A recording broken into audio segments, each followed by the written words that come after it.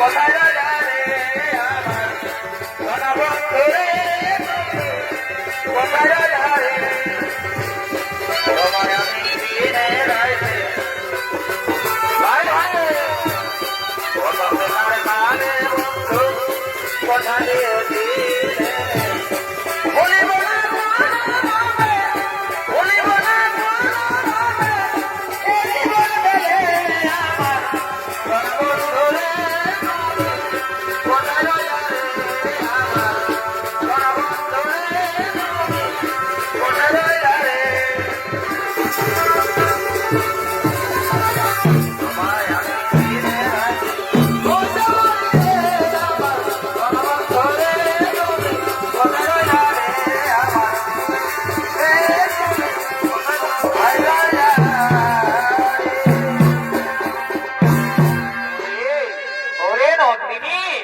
আমার গোয়াল ঘরেই থাক, আমি ততক্ষণে তোর কিছু খাবার জোগাড় করে নিয়ে আসছি। হ্যাঁ, কোথাও যাসনি যেন, আমি এক্ষুনি আসবো, এক্ষুনি আসবো, এক্ষুনি আসবো।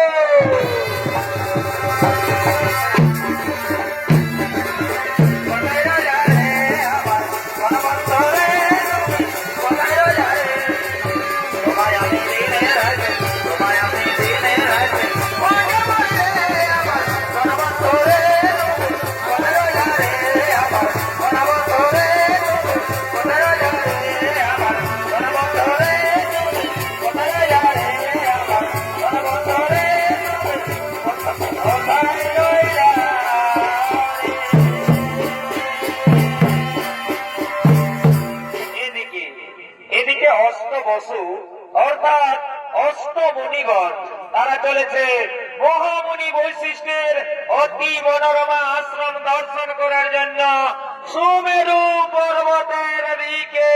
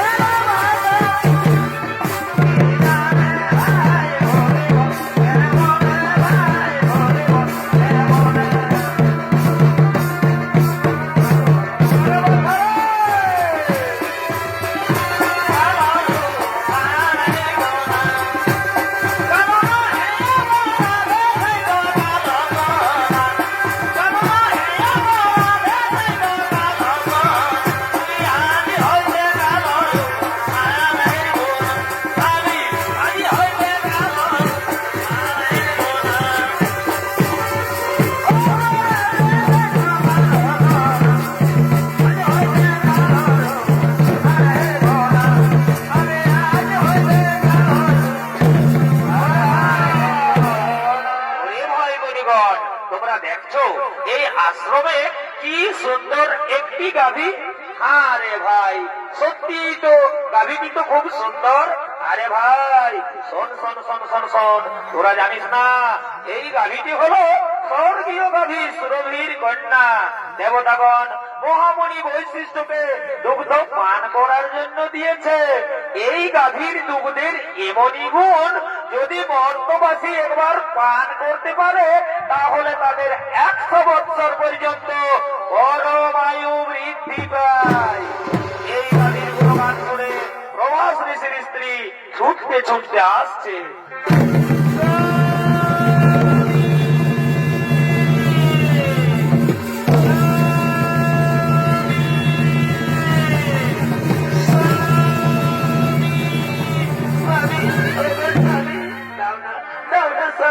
তুমি আমার এই গাভীটি হরণ করে দাও। এই গাভীটির আমার ভীষণ প্রয়োজন। এই গাভীটি আমি মহর্তলোকে নিয়ে যাব, আমার প্রিয় বান্ধবীকে এই গাভীটি উপহার দেব। দাও দাও স্বামী দাও, এই গাভীটি তুমি আমায় হরণ করে দাও। না না প্রিয় না, এই গাভী আমি হরণ করতে পারবো না। তাছাড়া আমরা মুনি ঋষিগণ এই গাভী হরণ করে আমরা কি করবো? স্বামী, তুমি জানো না মর্তলোকে ঈশ্বরের কন্যা জিতবতী আমার প্রিয় বান্ধবী, আমি তাকে এই গাভীটি উপহার দেব। দাও দাও স্বামী দাও, এই গাভীটি তুমি আমায় হরণ করে দাও। তোমরা বলো তো আমি এখন কি করব? শোনো শোনো প্রভাস ঋষি, তুমি কি করবে তাই আমরা বলতে পারবো না, তবে এটা আমরা বলতে পারি, এই গাভী তুমি যদি হরণ করো তাহলে মহামণি বৈশিষ্ট্য আমাদের কাউকেই ছাড়বে না। ওগো স্বামী, তুমি না বলো না স্বামী, দাও দাও স্বামী দাও, এই গাভীটি তুমি আমায় হরণ করে দাও। ওরে ভাই মুনিগণ, তোমরা একটু দাঁড়াও, আমি এক্ষুনি এই গাভীটি হরণ করে নিয়ে যাচ্ছি। হ্যাঁ চলো চলো স্বামী, চলো চলো চলো, এক্ষুনি আমরা এই গাভীটি হরণ করে নিয়ে যাচ্ছি। হ্যাঁ চলো চলো চলো।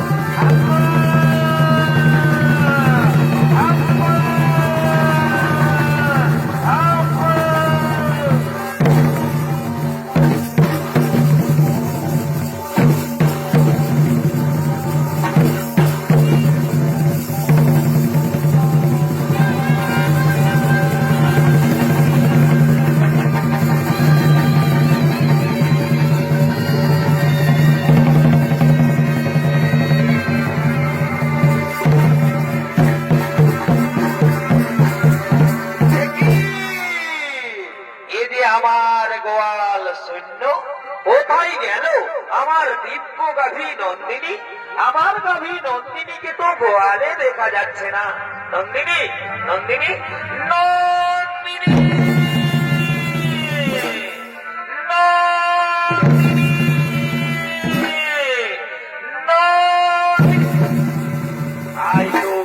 আমার দিব্য গাভী নন্দিনীকে তো কোথাও দেখতে পাওয়া গেল না। তাহলে নিশ্চয়ই আমার গাভী নন্দিনীকে কেউ হরণ করে নিয়ে গেছে। হ্যাঁ হ্যাঁ, আমায় ধ্যান যোগে দেখতে হবে কোথায় গেল আমার দিব্য গাভী নন্দিনী।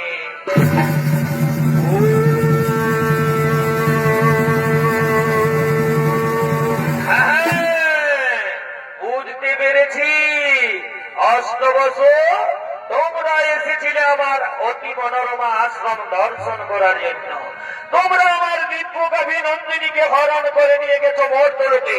যাও, আমি তোমাদের অভিশাপ দিচ্ছি, মর্তলোকে মানব কুলে জন্ম নেবে তোমরা।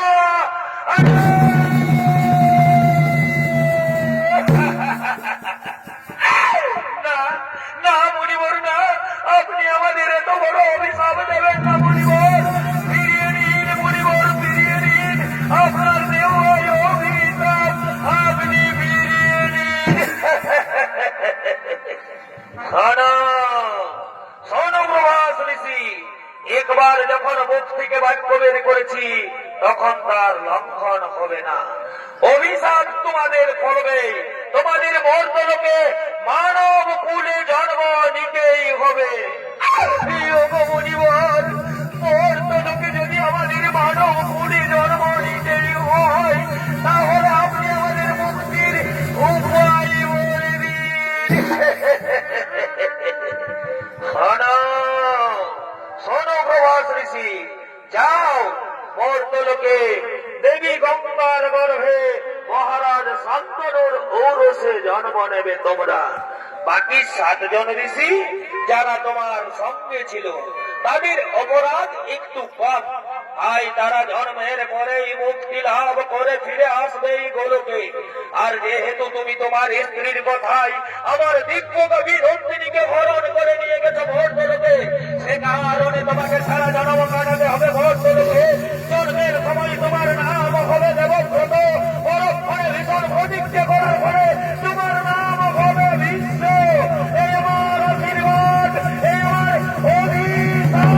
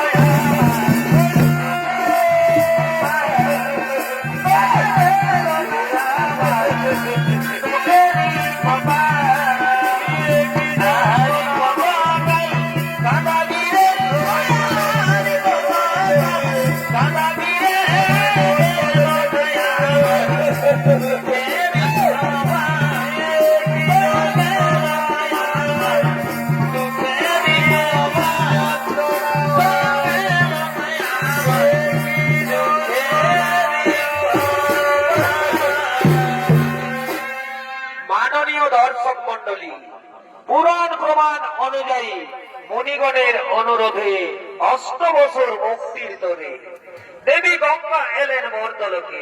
মহারাজ শান্তনুর ঔরসে দেবী গঙ্গার গর্ভে জন্ম নিলেন 8 বছর। 8ম গর্ভে জন্ম নিলেন মহামুনি প্রভাস ঋষি। জন্মের সময় তার নাম হয় দেবব্রত, পরক্ষণে ভীষণ প্রতিজ্ঞা করার ফলে তার নাম হয় বিশ্ব।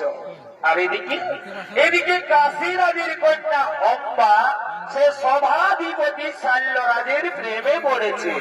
তাই সভাধিপতি শাল্যরাজ চলে চলেছে অম্বার সঙ্গে দেখা করার জন্য নির্জনে।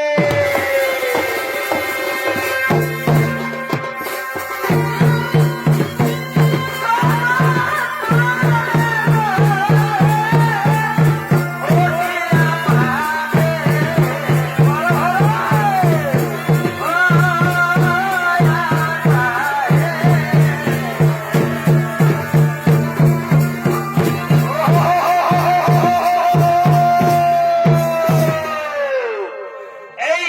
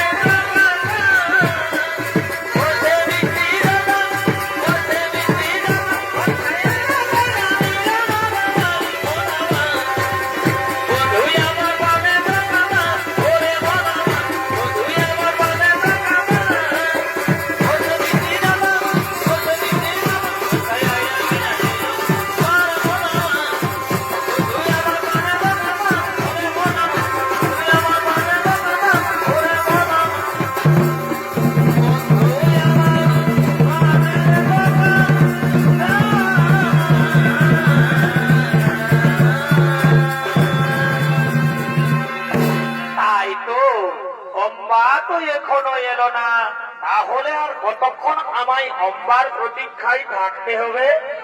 এসেছি, আমি এসেছি তোমার। এ কি অম্বা, তুমি এত দেরি করে কেন এলে অম্বা? অম্বা, তুমি কি বলতে পারো অম্বা, আর কতদিন আমাদের এইভাবে লুকিয়ে লুকিয়ে প্রেম করতে হবে? একবার আর আমাদের এইভাবে লুকিয়ে লুকিয়ে প্রেম করতে হবে না। আগামী কালই তো আমার স্বয়ংবর সভা, আপনি আমার স্বয়ংবর সভায় যাবেন। আমি আপনার গলায় মালা দিয়ে আপনাকে আমি স্বামী রূপে বরণ করে নেব কুমার। অম্বা, তুমি সত্যি বলছো তো অম্বা? তুমি আমার গলায় বরমাল্য দিবে তো? হে কুমার, যার সঙ্গে আমার এতদিন থেকে ভালোবাসা, আমি তাকে ছাড়া কি অন্য কোন পুরুষের গলে মালা দিতে পারি কুমার? তাই তুমি আমার, তুমি আমার, তুমি আমার। অম্বা, জানো অম্বা, আজ আমার কি আনন্দ হচ্ছে অম্বা, আজ আমাকে আনন্দে নাচতে ইচ্ছে করছে অম্বা। সত্যি বলছে কুমার, আমারও তাই, আজ আমায় আনন্দে গাইতে ইচ্ছে করছে। এ জীবন তোমাকে দিলাম গো বন্ধু, তুমি শুধু ভালোবাসা দিও ও গো বন্ধু, তুমি শুধু ভালোবাসা দিও। বারে বা সুখের চেয়েও সুখ তুমি গে আমার,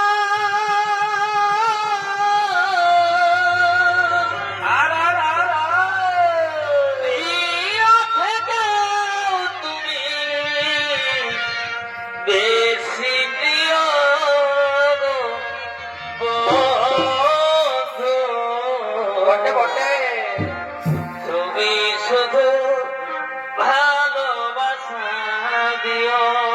আরে ভাই, ও গো বন্ধু, তুমি শুধু ভালোবাসা দিও।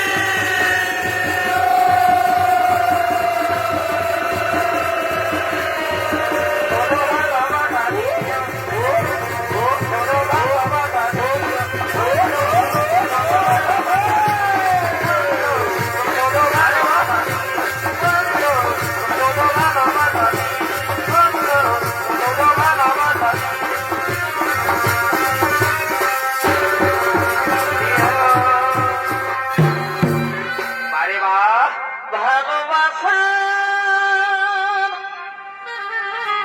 মতানি ভালো বাসিরে, আরে বাহ, তার কি গো ভুলা যায়? বটে বটে, ভালোবাসা মতানি ভালো বাসিরে,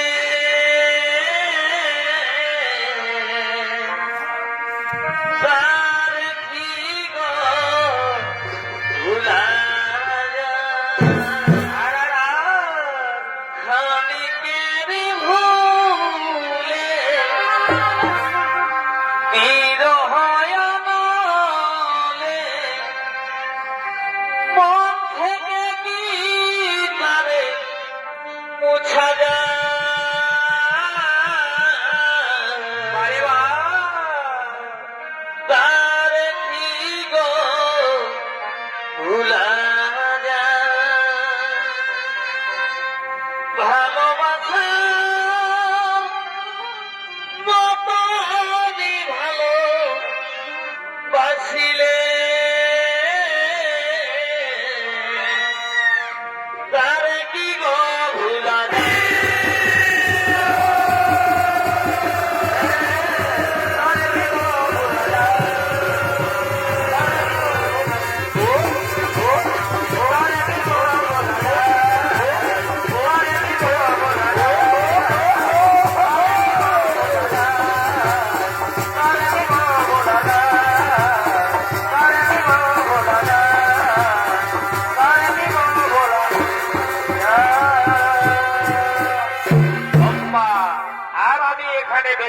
অপেক্ষা করবো না আব্বা, আমাকে তাড়াতাড়ি রাজসভায় ফিরে যেতে হবে। হে কুমার, আমি আর এখানে বেশিক্ষণ অপেক্ষা করবো না কুমার, আমাকেও তাড়াতাড়ি রাজবাড়িতে ফিরে যেতে হবে। আগামী কালই তো আমার স্বয়ংবর সভা, আপনি আমার স্বয়ংবর সভায় যাবেন। আমি আপনার গলায় মালা দিয়ে আপনাকে আমি স্বামী রূপে বরণ করে নেব কুমার।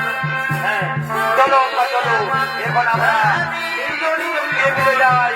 এখন আমরা তিনজনই জমিয়ে ফিরে যাই। হে কুমার, আগামীকাল আমার স্বয়ংবর সভা, আপনি আমার স্বয়ংবর সভায় যাবেন।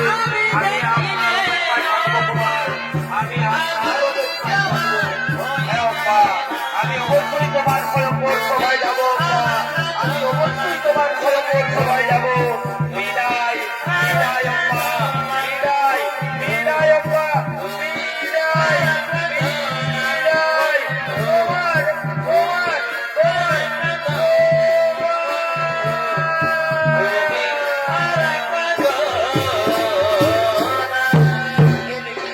এদিকে কাশী নদীর তিন কন্যা অম্বা, অম্বিকা ও অম্বালিকা। কাশী মহারাজ তিনি তার তিন কন্যার করেছেন স্বয়ংবর সভার আয়োজন। দেশ বিদেশ রয়েছে নিমন্ত্রণ, দেশ বিদেশ থেকে রাজা রাজপুত্রগণ স্বয়ংবর সভায় করছেন আগমন।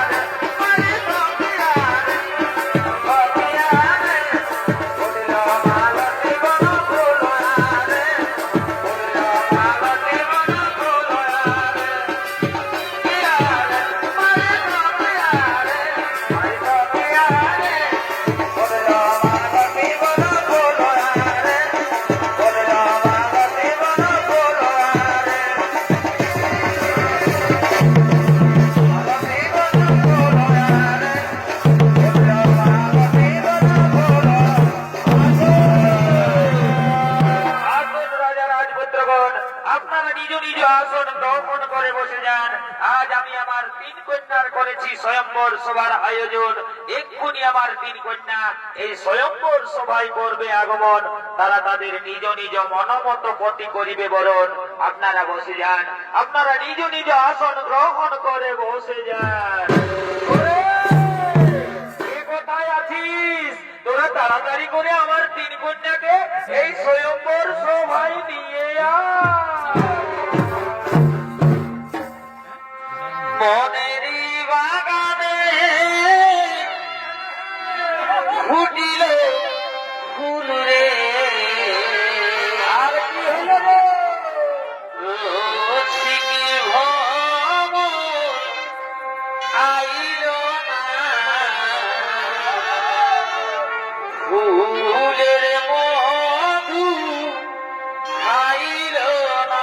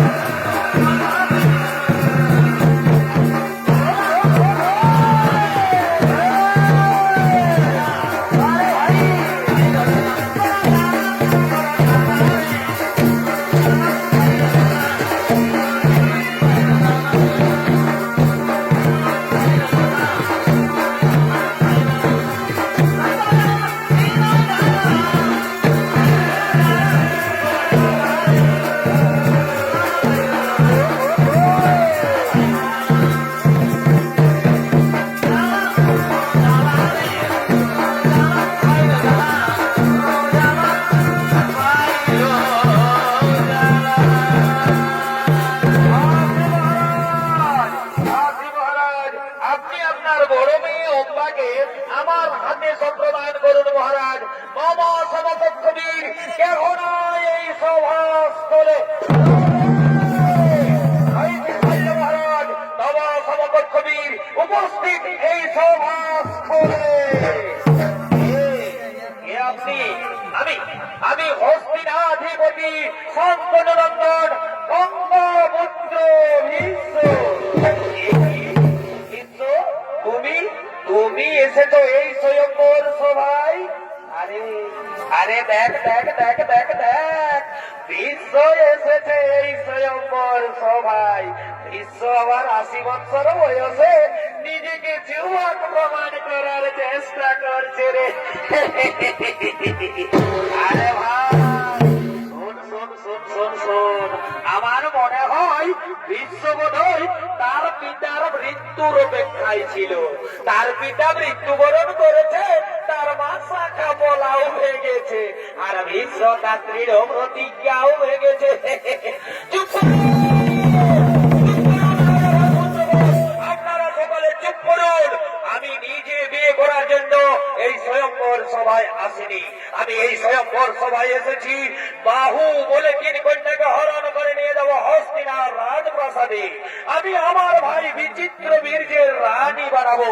বাধা দিতে যদি কারো শক্তি থাকে তবে এসো এসো এই বিশ্বের সম্মুখে। কি বিশ্বদেব এই সভার থেকে আমার 3 কন্যারে করিবে হরণ? তাহলে ধারা হোক এক্ষুনি আমি তোমায় তবে তাই হোক রাজা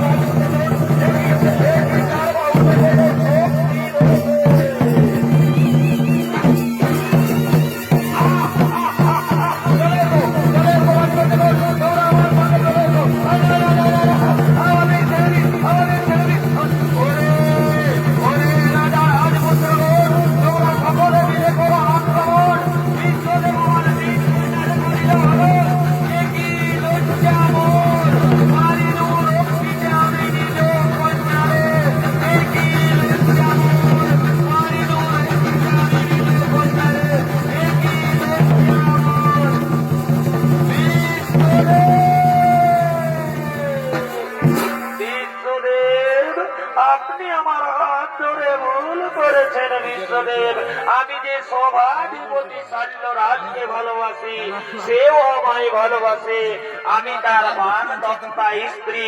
আপনি আমাকে তার কাছেই পৌঁছে দিন বিশ্বদেব। এ কথা তুমি আগে বলনি কেন বিশ্বদেব? অনুগ্রহ করে আপনি যদি সেখানে বিরক্ত দেখাতে উপস্থিত না হতেন, তাহলে আমি মহারাজ শাল্যের গলে মালা দিয়ে আমি তাকে স্বামী রূপে বরণ করে নিতাম।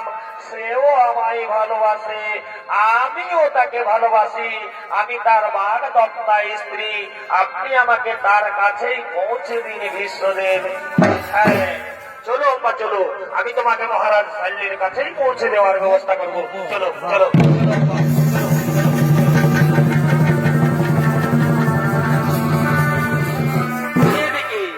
এদিকে শাল্য মহারাজ তিনি তার রাজপ্রাসাদে বসে রাজকার্য পরিচালনা করছে।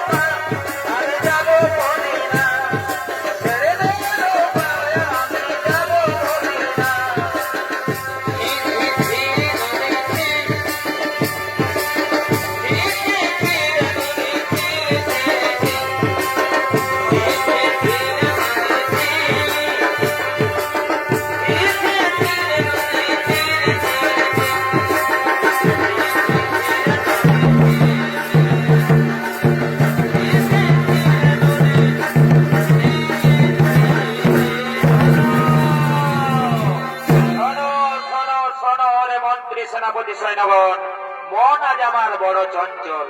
আজ সভার কাজ কিছু হবে না। আজ তোমরা নিজ নিজ বৃক্ষ ফিরে যাও। আজ আমায় একটু একা থাকতে দাও। যাও যাও মন্ত্রী সেনাপতিগণ, তোমরা নিজ নিজ কক্ষে ফিরে যাও। আজ আমায় একটু একা থাকতে দাও। আজ আমায় একটু একা থাকতে দাও।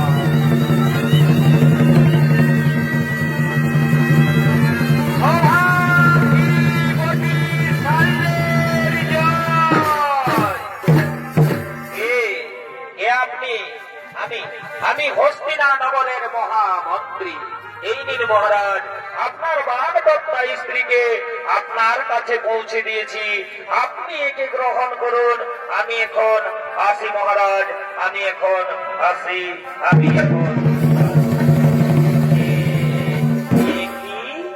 অম্বা, তুমি এসেছো বাড়ি? স্ত্রী তো স্বামীর কাছেই আসবে। এখনো আমি মনে প্রাণে বিশ্বাস করি তুমি আমার স্বামী। নাও নাও কুমার, তুমি আমায় গ্রহণ করো। যে হাত ধরে বিশ্বত মায়ের হতে চলেছে সে হাত আমি আর স্পর্শ করতে পারবো না।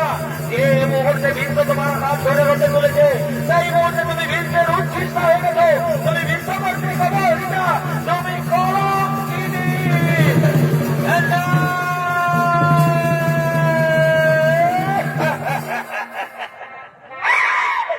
ক্ষত্রিয় সমাজের কলঙ্ক সাল্যরাজ আজ আমায় বলছে কলঙ্কিনী। চুপ করো, চুপ করো তুমি সোনা নারী। আমি আবারও বলছি, যে হাত ধরে বিশ্ব তোমায় রোদে তুলেছে সে হাত আমি আর স্পর্শ করতে পারবো না। যে মুহূর্তে বিশ্ব তোমার হাত ধরে রোদে তুলেছে সেই মুহূর্তে তুমি বিশ্বের উচ্ছিষ্ট হয়ে গেছো। তুমি বিশ্বকর্মী অপহৃতা। এই অপহৃতা নারীকে মহারাজ কাইলে কোনদিন গ্রহণ করবে না। তুমি তোমার বিশ্বদেবের কাছেই ফিরে যাও। তুমি তোমার বিশ্বদেবের কাছেই ফিরে যাও। তুমি তোমার বিশ্বদেবের কাছেই ফিরে যাও।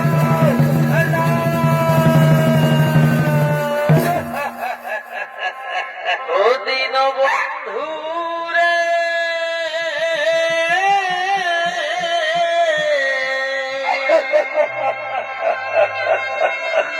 তুমি বিনে আমার কেহ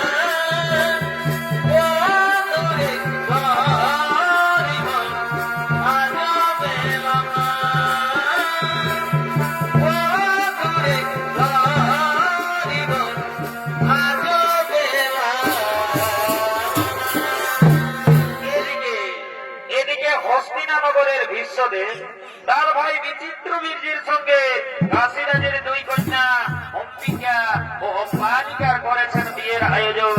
সমস্ত রাজ্যবাসী রয়েছে নিমন্ত্রণ। রাজ্যবাসীগণ মহানন্দে নির্বাচিত করতে করতে রাজবাড়ির দিকে করছেন আগমন।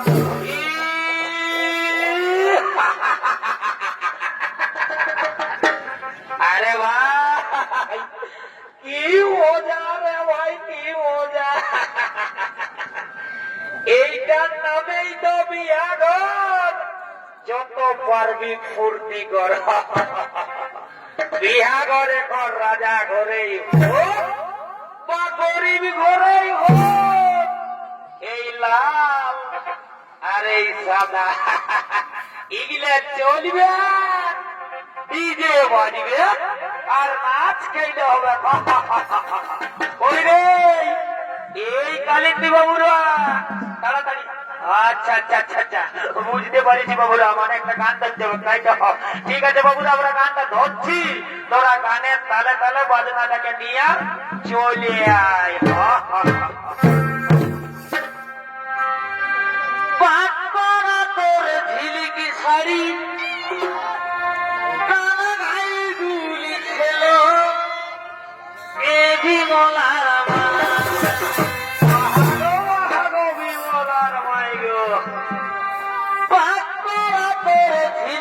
শাড়ি, কানা গাই গুলি ছিল, এ বিমলার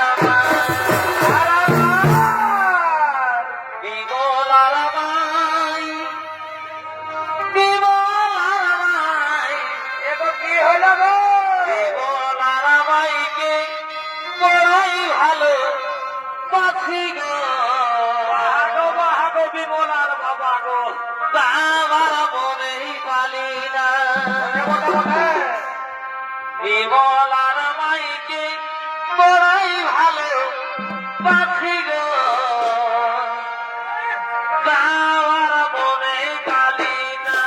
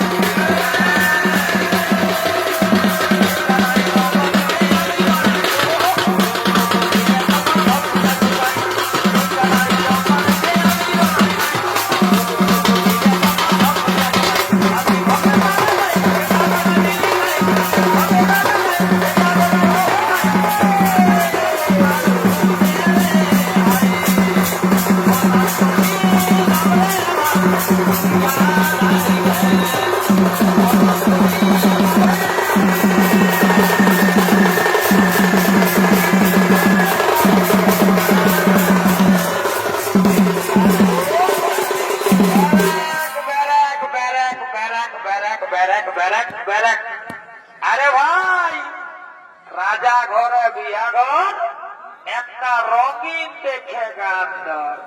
আচ্ছা ঠিক আছে, রঙিন গানেই ধরছি। রঙিন বোতল দেখলে আমার মাথা যে ঘুরে।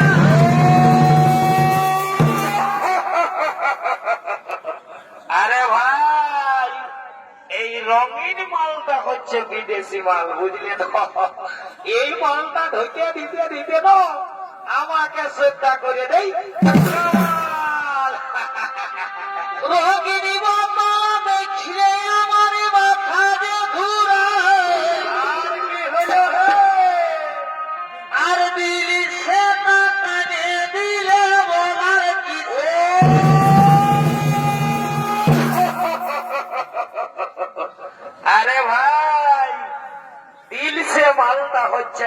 বেশি, বুঝলেন? ওই জন্য আর আদরটা একটু। ও মন গেল হরে মাঠে, মন গেল হরে মাঠে, আরে ভাই নাচে দুচে ঘাটে দিব সারাদিন মরে গেলি ঘাটে ঘাটে।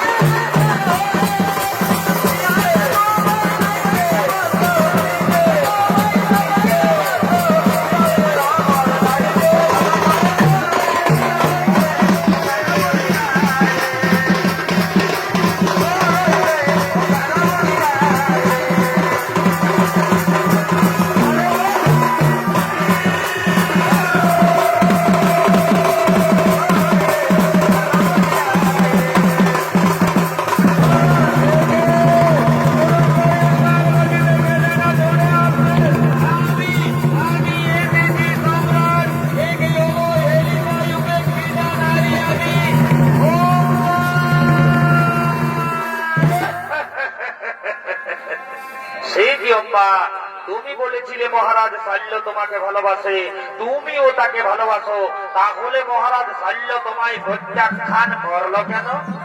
আপনার জন্য, আপনি আমার হাত ধরে রথে তুলেছেন বলে মহারাজ শাল্য বলেছে এ হাত সে আর স্পর্শ করবে না।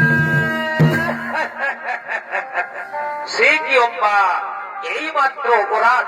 চলো চলো অম্বা, আমি তোমাকে নিজে মহারাজ শল্যের কাছে পৌঁছে দেব, আমি তার কাছে ক্ষমা চাইব। না, আর আমি মহারাজ শল্যের কাছে ফিরে যাব না। মহারাজ শল্য আজ আমার চোখে নরকের কৃমি কীটের অধম, তাই আমি চাই। কি যাও অম্বা, আমি চাই স্বামী রূপে তোমাকে। না না অম্বা না, অতীতেই থেমে গেছে জীবনের সুখ, জীবনের সুখ স্বাচ্ছন্দ্য সব আত্মা নলে আত্মা হুতি দিয়া লইয়াছি বিশ্বনাথ। পূর্বেই প্রতিজ্ঞা করিয়াছি আমি জীবনে কখনো বিয়ে করব না। তাই তো আজ আবারও বলি, এই পৃথিবীতে যতই রমণী সকলই আমার জননী। তাই জননী পদে বুঝি তোমায় করি নমস্কার। আদি হতে দূর হোক তোমার আমার মধ্যে মহায় অন্ধকার।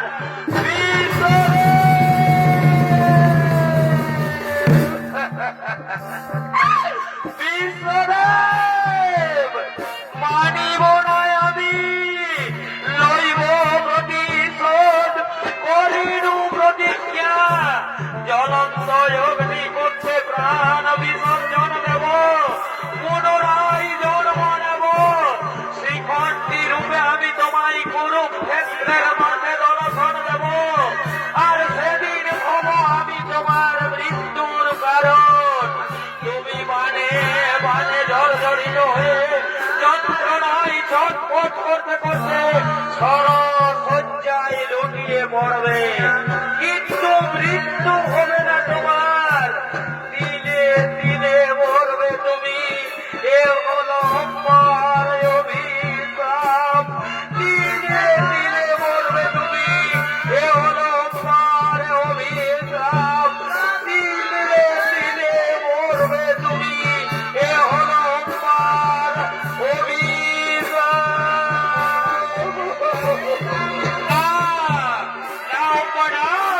তথাপি ভাঙিবে না কভু এই বিশ্বের প্রতিজ্ঞা, তথাপি ভাঙিবে না কভু বিশ্বের প্রতিজ্ঞা, তথাপি ভাঙিবে না কভু এই বিশ্বের প্রতিজ্ঞা।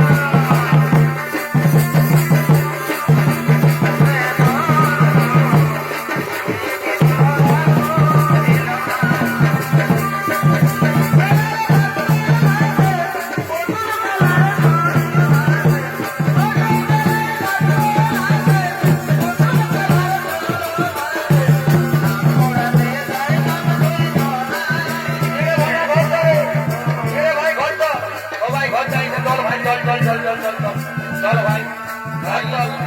আর মেলা কাজে বলে থাকলে অন্য বিহাগর বলে থাকলে ভাই চল চল চল চল চল ভাই চল চল চল চল চল। ওই যে রাস্তা বলে চল চল। ও মাতা রে, আমাদের ভোটার মনে ওটা রিচার্জটা পুরো চাই না, আগে রিচার্জ বাঁচতে হবে। ওকে